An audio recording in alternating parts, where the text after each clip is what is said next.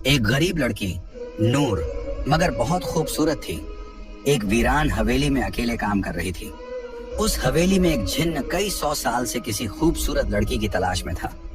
जिन्न ने नूर को दौलत का लालच दिया और उसकी मोहब्बत में सब कुछ भूल बैठा। जो उसने उस मासूम लड़की के साथ किया उसे देखकर आपकी रूह कांप जाएगी। ये कहनी है, नूराबाद के एक पुराने मिट्टी के घर में रहने वाली नूर की जिंदगी किसी परी जैसी नहीं थी। उसके चेहरे पर मासूमियत और आंखों में रोशनी तो थी, लेकिन हालात ने उसकी मुस्कुराहट चुरा ली थी। उसका हर दिन एक जद्दोजहद था। बीमार माँ की देखभाल, खाली बर्तन, टूटी हुई छत और दिल में पलती उम्मीद की लौ। नूर की माँ फातिमा बीबी एक नेक दिल औरत थी, मगर पिछले 4 सालों से बीमार बिस्तर पर पड़ी थी।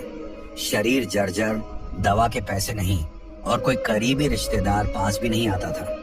घर के खर्च का कोई जरिया नहीं था। कई रातें यूं ही भूखे पेट गुजर जाती, मगर नूर कभी भी अपने रब से शिकवा न करती। हर सुबह नूर फजर की अजान पर उठती, अपने पुराने से जानामाज पर सजदा करती, फिर कुरान पाक की तिलावत करती। उसकी दुआओं में एक ही इल्तिजा होती, या अल्लाह मेरी माँ को शिफा दे और हमें हलाल रोजी का जरिया अता फरमा। गांव में बहुत से लोगों ने उसे बुरे रास्तों की सलाह दी। कुछ ने शादी का लालच दिया तो कुछ ने नौकरानी बनाने की पेशकश।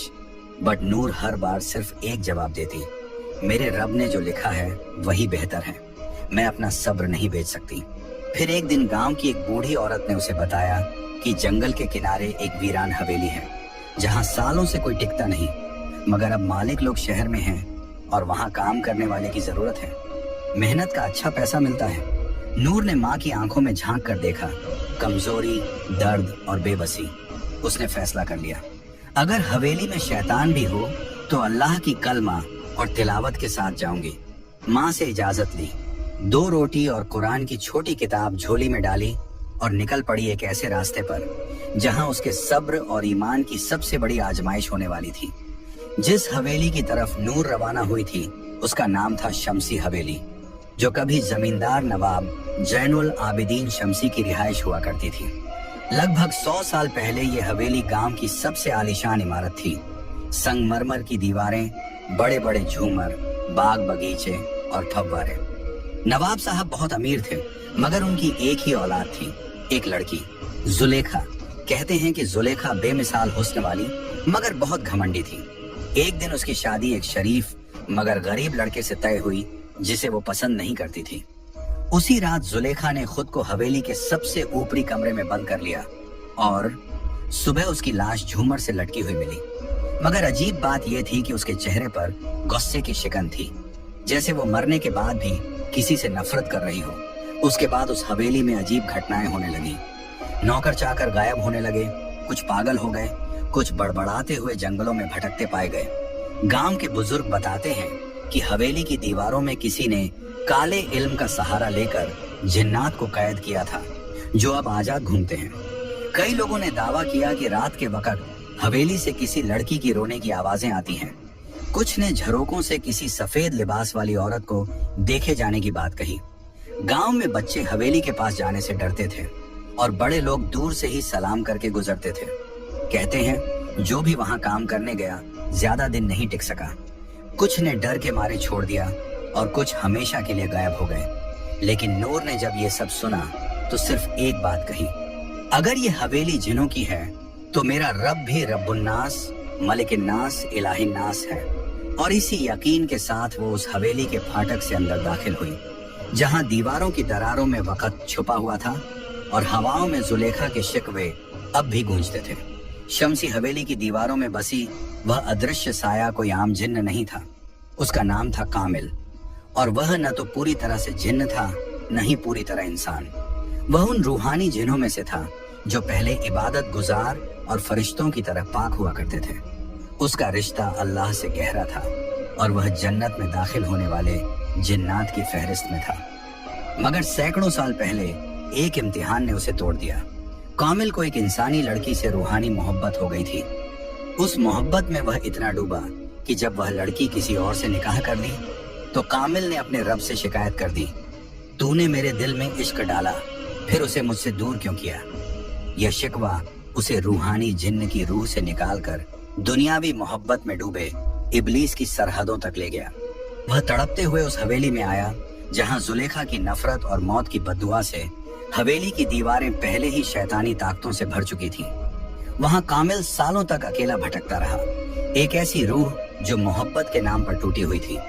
जब नूर पहली बार हवेली में दाखिल हुई तो उसकी आवाज, उसकी तिलावत, उसका सब्र, ये सब कामिल के उस टूटे हुए वजूद में सुकून की तरह उतरने लगे। वो हर रोज छुपकर उसे देखता, जब वह माँ के लिए तसब्बह पढ़ती, जब वह झाड़ू लगाते वक्त कुरान की आयतें बुदबुदाती, जब वह रात में आंसुओं के साथ दुआ मांगती। कामिल के लिए ये कोई आम लड़की नहीं थी, ये मोहब्बत जिस्मानी नहीं थी, बल्कि उसके रूह के उस खाली हिस्से को भर रही थी जो सदियों से तन्हा था। मगर एक जिन्न का इंसान से इश्क, और वो भी अल्लाह की बंदी से, क्या यह मोहब्बत पाक थी या फिर से एक गुनाह की शुरुआत?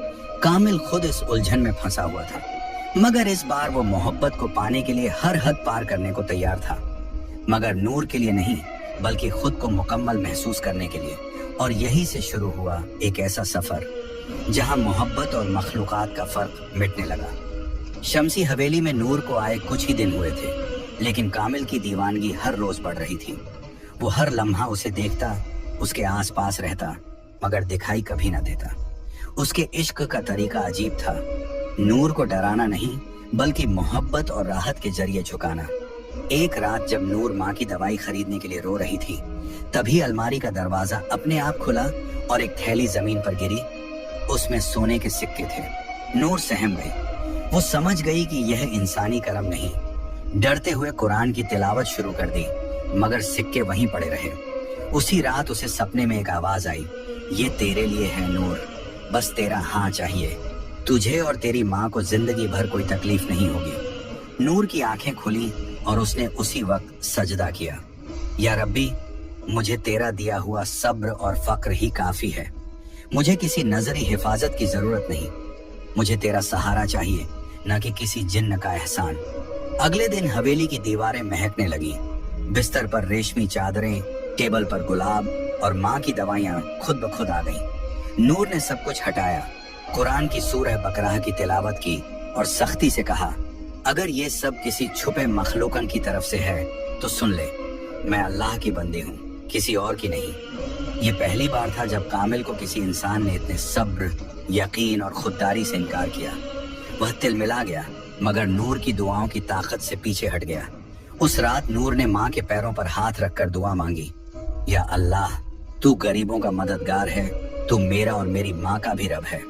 अगर तू चाहे तो बिना किसी जिन्न या इंसान के मेरी मुश्किलें दूर कर सकता है।